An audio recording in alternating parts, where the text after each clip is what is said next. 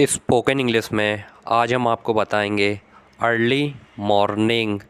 इसका मतलब होता है अर्ली मॉर्निंग का मतलब जब सूरज निकल चुका हो और कोई आपसे उठने के लिए कहे तो वो कहेगा अर्ली मॉर्निंग।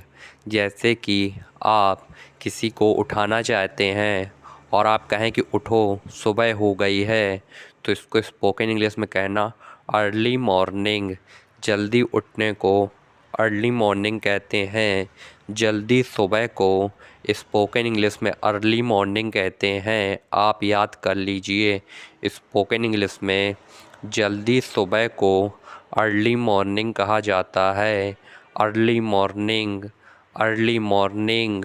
जब भी सूरज की किरणें निकल रही होती हैं, जब लालामी टाइप की पड़ती है ना, सूरज की किरणें जब निकल रही होती तो सूरज में लालामी टाइप की आ जाती है, उस समय को कहते हैं don time. Dawn time.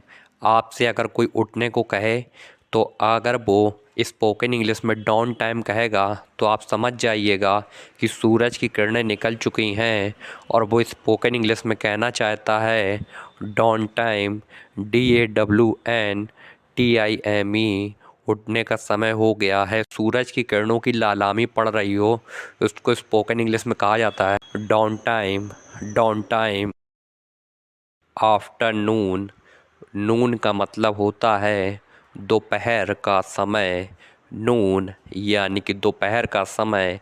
After का मतलब होता है बाद, तभी लगाते हैं आफ्टरनून, दोपहर के बाद का समय।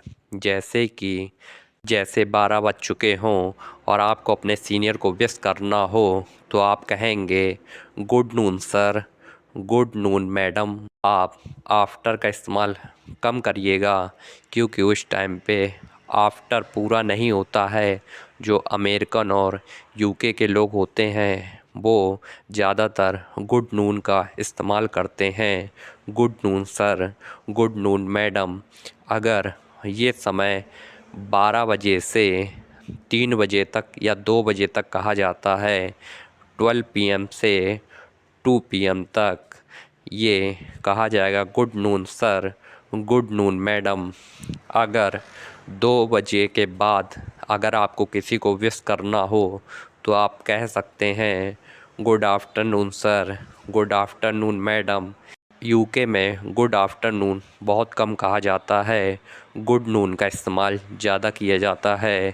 Good noon sir, good noon madam. Next है इवनिंग, यानी कि शाम का समय। शाम के समय को स्पोकन इंग्लिश में इवनिंग कहते हैं। यूके और यूएसए के लोग भी इवनिंग कहते हैं शाम के समय को। आज से आप शाम जब भी हो तो उसको स्पोकन इंग्लिश में इवनिंग कहिएगा। जब भी हमने आपको बताया था सूरज अगर उगने वाला हो तो उसको कहते हैं डाउन टाइम, और ऐसे ही सूरज जब अस्त होता है तो उस टाइम को कहते हैं डस्क टाइम। अगर आपसे कोई कहे डस्क टाइम तो आप समझ जाइएगा कि सूरज डूबने वाला है, डूबने का समय हो गया है, छिपने का समय हो गया है, तो समझ जाइएगा कि डस्क टाइम, उसको कहते हैं डस्क टाइम। नेक्स्ट है डे बिफोर यस्टरडे। यस्टरडे का मतलब होता है बीता हुआ कल, यानी कि जो समय बीत गया हो उसको कहते हैं यस्टरडे। आज से आप याद रखिएगा, डे का मतलब दिन, बिफोर यानी कि पहले, यस्टरडे यानी कि बीता हुआ कल, और डे बिफोर यस्टरडे का मतलब होता है बीता हुआ परसों।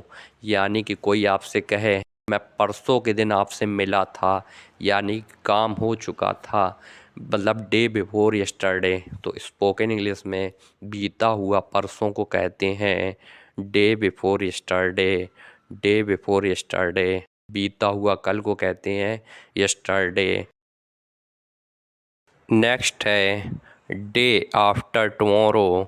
इसका मतलब होता है आने वाला परसों। जैसे कि टुमारो का मतलब होता है आने वाला कल, ऐसे ही डे आफ्टर टुमारो का मतलब होता है आने वाला परसों। कोई कहे आपसे कि हम आगे आने वाले परसों के दिन मिलेंगे, तो वो आप समझ जाइएगा कि वो डे आफ्टर टुमारो की बात कर रहा है। आज से आप डे आफ्टर टुमारो का मतलब समझ जाइएगा कि आने वाला परसों। जो आगे आने वाला परसों है उसको कहते हैं डे आफ्टर टुमारो। और टुमारो का मतलब होता है आने वाला कल, जो अभी आया नहीं हो, यानी कि फ्यूचर की बात है। इसका मतलब टुमारो आने वाला कल और डे आफ्टर टुमारो आने वाला परसों। नेक्स्ट है डेली और एवरीडे। इन दोनों का मतलब रोज से होता है। अगर कोई डेली कहे और एवरीडे कहे तो आप समझ जाइएगा कि वो रोज की बात कर रहा है। रोज यानी कि डेली, एवरीडे प्रतिदिन। तो आज से आप, लेकिन इन दोनों में थोड़ा सा डिफरेंस होता है। डेली और एवरीडे में आप किसी से भी पूछिए, वो ये चीज़ आपको नहीं बता पाएगा। आज हम आपको बताएंगे। डेली का मतलब होता है जो काम दिन में एक बार हो, जैसे कि स्कूल जाना, ऑफिस जाना या किसी अपने वर्किंग एरिया में जाना, दिन में एक बार जाना, तो उसको कहेंगे डेली। और एवरीडे यानी कि दिन में कोई चीज़ बार बार करना, उसे एवरीडे कहते हैं। जैसे खाना खाना, मोबाइल चलाना, टीवी देखना, ये काम डेली तो हैं लेकिन बार बार हैं, इनकी कोई लिमिट नहीं है, तो इन्हें कहेंगे एवरीडे। और डेली यानी कि दिन में एक बार करना लेकिन रोज़ करना, उन्हें कहेंगे डेली। ऑफिस जाना, स्कूल जाना, ये हैं डेली के वर्क। और एवरीडे जैसे खाना खाना, किसी काम को करना, वो है एवरीडे। जैसे कि खाना खाना, मोबाइल चलाना, ये एवरीडे में चला गया। और डेली का मतलब होता है दिन में एक बार किसी काम को करना। नेक्स्ट है नाउ अ डेज, यानी कि आजकल। इसका मतलब होता है कोई आजकल की बात करे आपसे, तो आज से आप कहिएगा स्पोकन इंग्लिश में, उसको कहते हैं नाउ अ डेज। इसमें गैप नहीं होता है, लोग गैप में लिखते हैं। अगर इसको लिखना हो तो नाउ, फिर एक थोड़ा स्पेस दे देंगे, फिर फिर स्पेस, फिर डेज, तो फिर स्पेस दे देंगे। इसको एक साथ लिखिए, नाउ और डेज, आजकल। स्पोकन इंग्लिश में आजकल को कहा जाता है नाउ अ डेज। बहुत से लोगों को पता नहीं होगा, लेकिन आज से आप याद कर लीजिए, आजकल कहा जाएगा तो नाउ अ डेज कहा जाएगा। वीक डेज यानी कि मंडे टू फ्राइडे, यानी कि वर्किंग डेज, यानी कि काम करना, यानी ऑफिस वर्क, स्कूल वर्क, इन सबको कहते हैं वीक डेज।